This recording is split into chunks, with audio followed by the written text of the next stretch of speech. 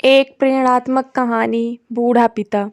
किसी गांव में एक बूढ़ा व्यक्ति अपने बेटे और बहू के साथ रहता था। परिवार सुखी संपन्न था। किसी तरह की कोई परेशानी नहीं थी। बूढ़ा बाप, जो किसी समय अच्छा खासा नौजवान था, आज बुढ़ापे से हार गया था। चलते समय लड़खड़ाता था, अब तो लाठी की जरूरत पड़ने लगी थी। चेहरा झुर्रियों से भर चुका था, बस अपना जीवन किसी तरह व्यतीत कर रहा था। घर में एक चीज अच्छी थी कि शाम को खाना खाते समय पूरा परिवार एक साथ टेबल पर बैठकर खाना खाता था। एक दिन ऐसे ही शाम को सारे लोग खाना खाने बैठ गए। बेटा ऑफिस से आया था, भूख ज़्यादा थी इसलिए जल्दी से खाना खाने बैठ गया और साथ में बहू और एक बेटा भी खाने लगे। बूढ़े हाथ जैसे ही थाली उठाने को हुए, थाली हाथ से छिटक गई और थोड़ी दाल टेबल पे गिर गई। बहू बेटे ने घृणा दृष्टि से पिता की ओर देखा और फिर से अपना खाना खाने में लग गए। बूढ़े पिता ने जैसे ही अपने हिलते हाथों से खाना शुरू किया तो खाना कभी कपड़ों पे गिरता तो कभी जमीन पर। बहू ने चिढ़ते हुए कहा, हे राम, कितनी गंदी तरह से खाते हैं। मन करता है इनकी थाली किसी अलग कोने में लगवा देते हैं।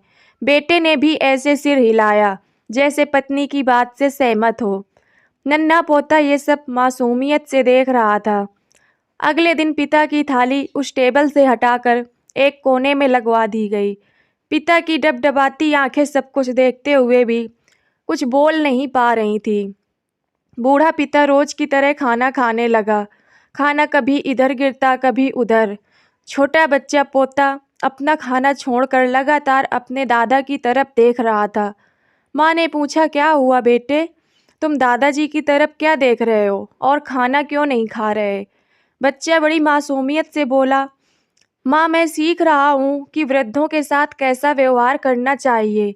जब मैं बड़ा हो जाऊँगा और आप लोग बूढ़े हो जाओगे तो मैं भी आपको इसी तरह कोने में खाना खिलाया करूँगा। बच्चे के मुंह से ऐसा सुनते ही बेटे और बहू दोनों कांप उठे। शायद बच्चे की बात उनके मन में बैठ गई थी, क्योंकि बच्चे ने मासूमियत के साथ एक बहुत बड़ा सबक दोनों लोगों को दिया था। बेटे ने जल्दी से आगे बढ़कर पिता को उठाया और वापस टेबल पे खाने के लिए बिठाया, और बहू भी भागकर पानी का गिलास लेकर आई कि पिताजी को कोई तकलीफ ना हो। माँ बाप इस दुनिया की सबसे बड़ी पूंजी है। आप समाज में कितनी भी इज्जत कमा लें या कितना भी धन इकट्ठा कर लें, लेकिन माँ बाप से बड़ा धन इस दुनिया में कोई नहीं है।